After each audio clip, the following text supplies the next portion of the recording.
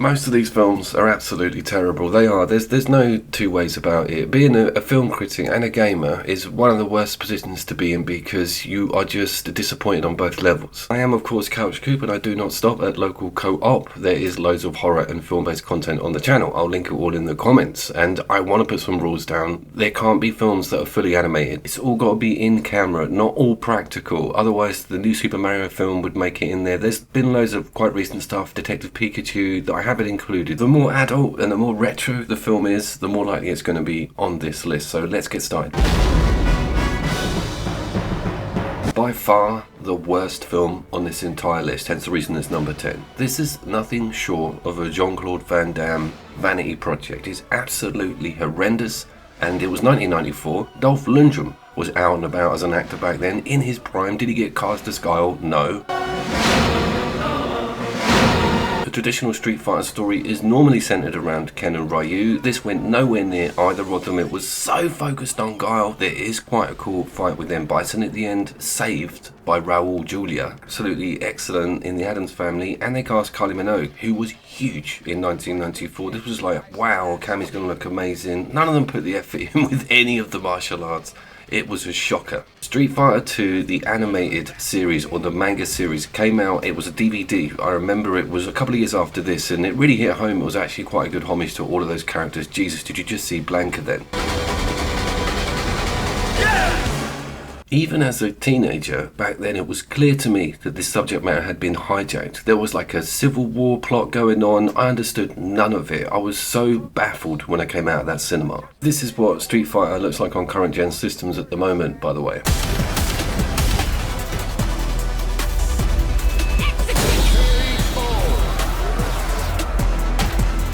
Another mission awaits. The war is cancelled. We can all go home. There's an army of bodies under this river. Criminals reaching up to welcome me as one of their own.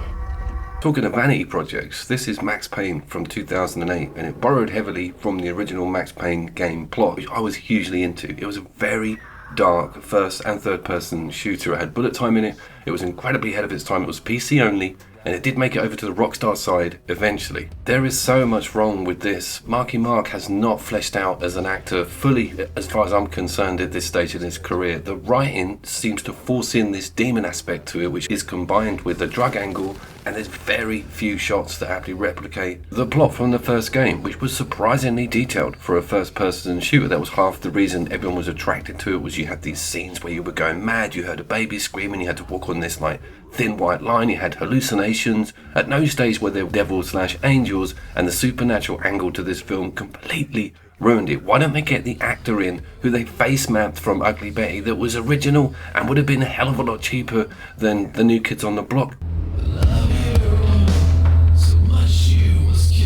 There were a few good things about it. I mean, it has aged quite well. It's quite a slick looking film. It is 2008, and even though there is quite a lot of slow-mo in it, bullet time was the only thing that I was expecting to be decent. Seeing Mila Kunis in a pretty early action role is quite decent, and some of these sets and street shots, the thing is quite exciting. It's just got nothing to do with Max Payne and everything to do with Marky Mark. One thing about rewatching the films is that they really make you want to play the games, especially with this Rockstar version of Max Payne, which is marooned over on Xbox 360. You can get it on PC, but it's nowhere near any modern Sony machines, and I really loved this game, and very much loved Max Payne 1, which this is very far from.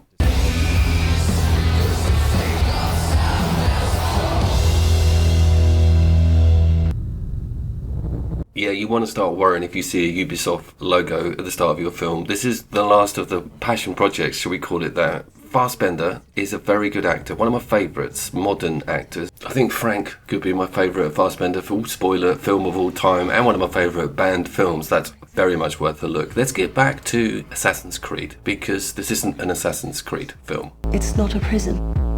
You're about to enter the Animus. The Animus, I can't wait for that, because those bits were really good in the video game. There's a formula that they have with these trailers, with these vanity projects. Well, there's more than a formula, there's a whole situation. The trailer formula is that low gruff voice at the start, put a bit of hip hop in, try and get the neck beardery out of the whole subject matter. The second stage is a big name actor needs to be available, so Fassbender must have been on a break between Prometheus films to slip this one in. The same goes for Prince of Persia and Jake Gyllenhaal. They are just victims of timing, and they're awful things. They are bland and they just get pushed out. Even pinpointing which Creed this is based on is quite difficult. There's a lot of Jerusalem stuff in it. There was a new Creed game coming out that year. Just looked it up, you wouldn't believe what it was. Oh, that falls in well. This is what Assassin's Creed games look like now.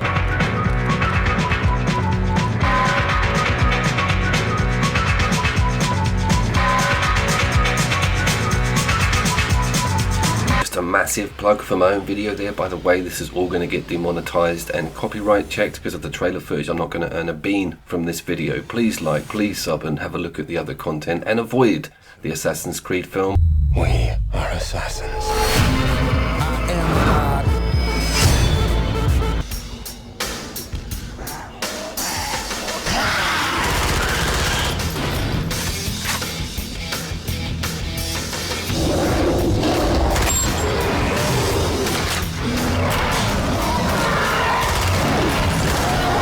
Oh my god, you've just got to laugh at it. You've got to laugh at it because this is a blatant situation where the director's been given the subject matter. He's probably like, yeah, I can just make an Aliens clone here, get The Rock in, pre-roid as well. His head's the size of a small marble in this film. But the first person shooter scene is so shoved in. We are looking at the Doom film from 2005. Doom 3 had just been released. That was what this was supposed to be based off of.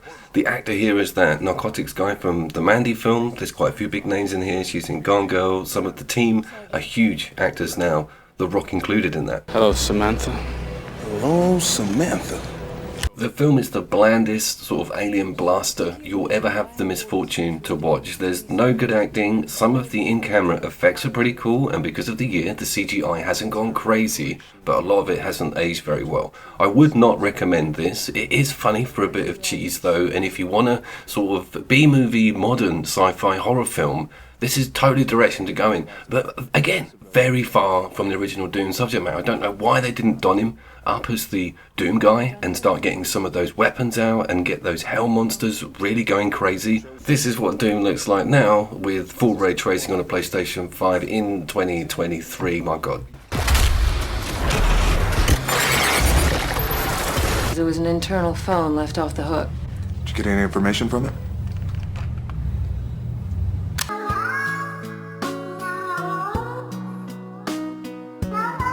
We are running out of time.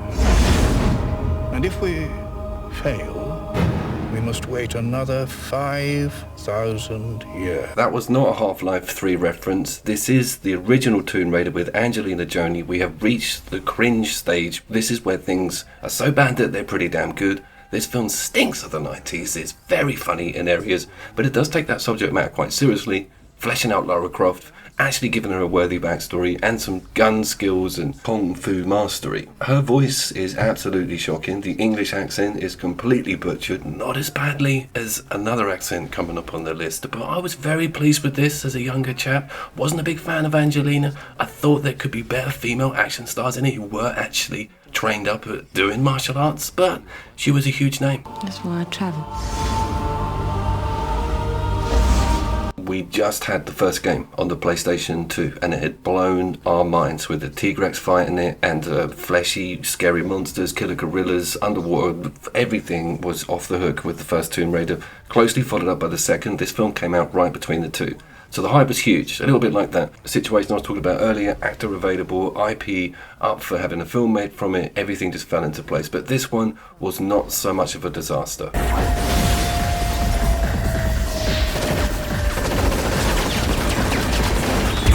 There's a lot more that meets the eye with this film. I'm a fan of a YouTuber called Ollie Harper. I'll link this in. He's gone into the in-depth behind-the-scenes look at the making of this film, and a lot of the practicals, especially that finale set and things that were built to look really cool in camera, and some of the places they went. I've been lucky enough to go to the Angkor Wat temples in Cambodia, and they're goddamn amazing, and this film pays very good homage. It's a great use of location and put it really on the map, I think, with tourists going forward after this film. Talking of cringe, this has got some 90s awesomeness in it. I'm going to play a little clip from one of the alternate trailers. There's a few of them. I like to look at them all before putting the video together. You find some real off the wall. Some trailers will have stuff that never made it into the final film.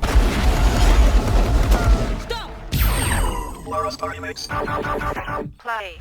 Born into wealth. You got to have your party mix, you got to have your pick and mix, and you got to have your party mix in Lara Croft's Tomb Raider. This is not a terrible film, and it does stand slightly above everything we've been talking about so far. Things are only going to get better now, only just a little bit. I'm not gonna kill you. I said you'd try. Okay, it's Resident Evil 1, and I'm going to say some stuff that's going to annoy a few people now. When I look at the Resident Evil films in hindsight, okay, anything after 1 just blends into this blur. I cannot fish out a single standout scene or section or a finale, and none of it separates for me. I remember one that's got a plane at the top of a building, and I do remember one with the butcher, the actual butcher from Resident Evil 5 with that big hammer. I was there for that film, but this is where it all began. W.S. Anderson, we know that name well because he's got more than one film on this list. Report. It's Hunk. It's Hunk coming to rescue her. It's not Hunk, okay? And the guy that's getting arrested, that is the bloke from Ugly Betty that played Max Payne in the original game. There's a lot of convolution going on and bad casting. One thing is very clear, on rewatch, the Resident Evil franchise has obviously had quite a lot of money pumped into it in its latter stages, because this film is flimsy AF, not just on loads of its scenes and sets, but just about every prop. All the money must have gone on that ridiculous laser scene. But with WS, they've actually looked into the subject matter with the game amazingly, including the dogs and the liquor. They tried very hard. The guy actually plays Resident Evil, and that really won me over. You can blatantly see that creeping into a lot of the film direction. There's a bit of a conundrum with writing a decent film around a video game, and 9 times out of 10 you just won't have enough backstory or character development, and you'll upset both groups of people, fans of the game and moviegoers who want to see something half decent or recognisable as a film in its own right, because not everyone would have seen or played the video game. It's very tough middle ground, and I think Anderson found it, and the film made a lot of money. The franchise is still kind of going semi-strong, but I do have a big axe to grind with WS, and here it comes. He landed that directorial role at his late 20s, I think. Not only did the film smash it, he bedded the star, one of the most beautiful looking women around at the time. I fancied the pants off as she was in The Fifth Element. This was too much for me to bear, and I still hold that grudge to this day. Got it.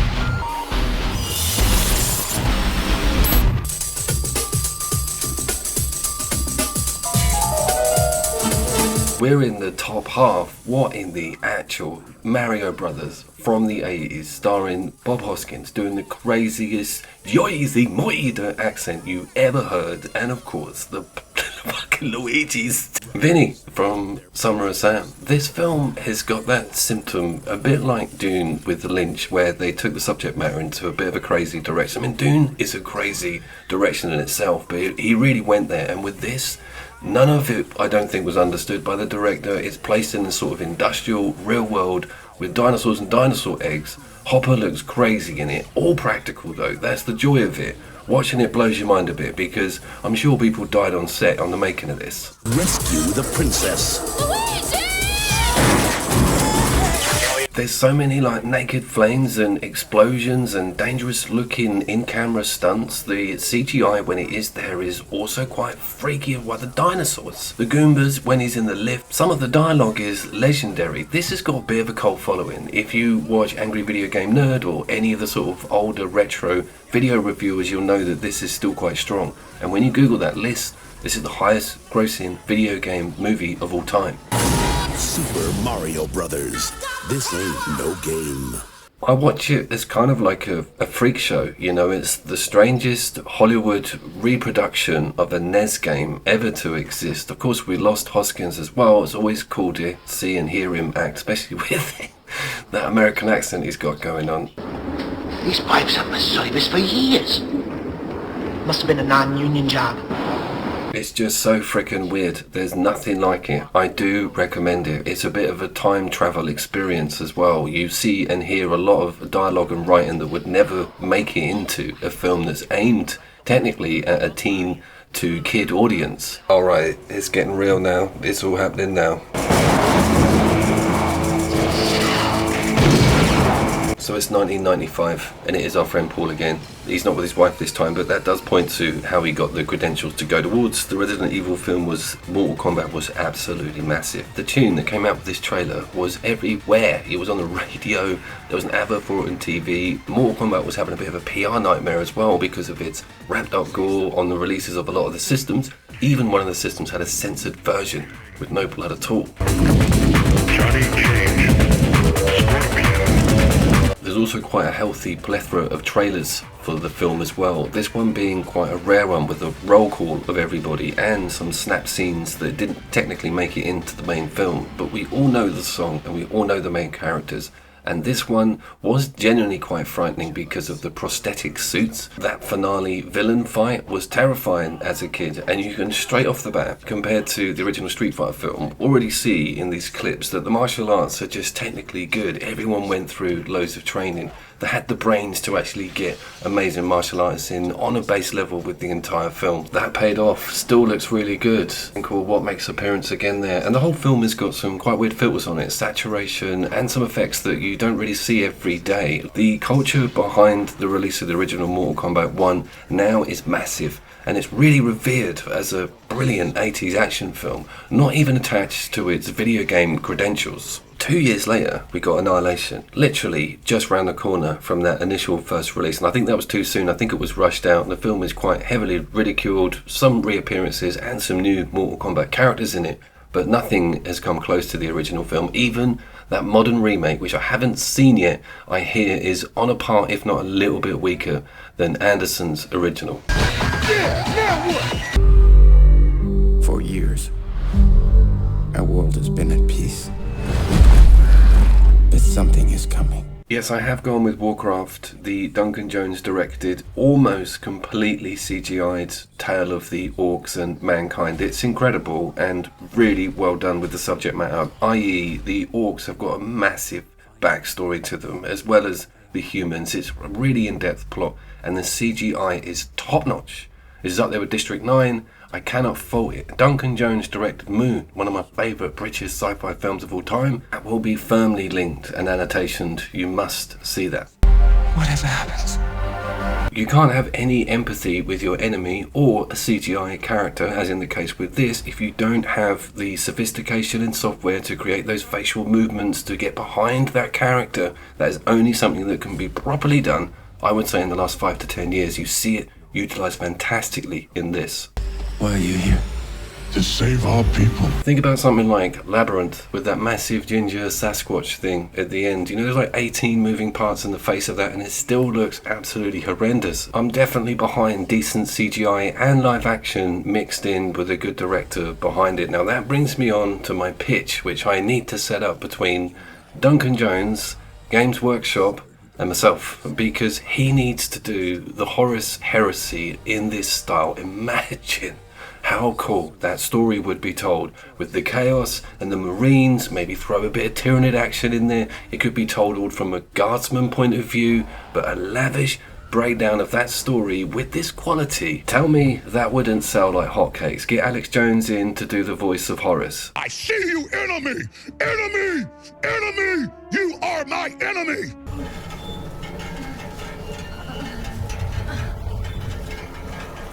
What on earth have we got here? We've got our winner in the form of the Silent Hill film. This particular piece of work, the original, seems to avoid all of those pitfalls we've been mentioning. Now there's a few things that have helped it with that, one of which being the Silent Hill lore and backstory is massive. And there's 3 games, and this film has actually sort of woven in a lot of the front ends to all three of those games, including location and characters that come in and out.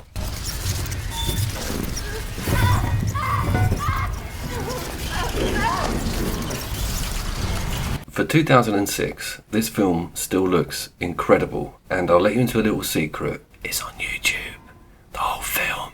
I'll put the link in the description. I watched it again last night, and there was no point where I thought, whoa, that really does look like 10 plus years old. No point whatsoever. Every scene is so dramatic and dark. I sidestepped it on release. I was like, no way, I've had my fingers burnt with all of these. What appeared to be a vanity project, because she was quite a big name actress at the time, and it's got Sean Bean in it as well. So I was like, well, I'm just stepping back. Anyway, it was introduced to me by someone who doesn't know anything about Silent Hill, and they were like, have you seen this horror film? And I was like, this is based on a video game franchise. And I sat down very much looking down my nose at it, and just at every stage, especially that intro, I was like, oh my god, this guy has really taken this seriously.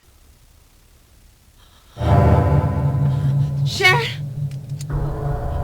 It has got some absolutely horrendous deaths in it, though. I will complain about those. Pyramid Head kills someone in a way that is not needed in a film like this, and there's also the cop that suffers an awful exit to the film, but it's the dark ending that points a little bit away from the subject matter and a little bit towards modern horror that I suppose would attract anybody who's just a horror fan, full stop. But the actual gift with this is that it does very much stick to some of the original Silent Hill subject matter, including the enemies, including the nurses, the scary babies. Everything's in it.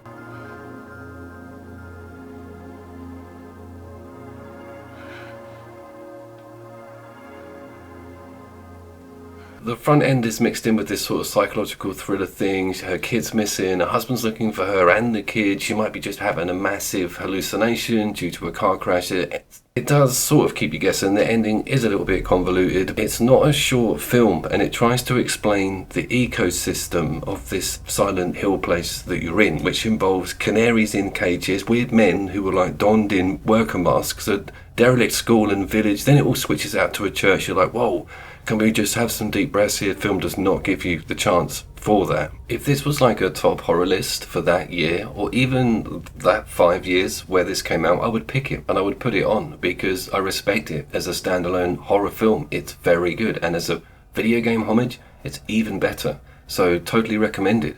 And by the way, I have been Couch Coop. Can you go and check out my horror and video game content, please? I will. I'll see you down.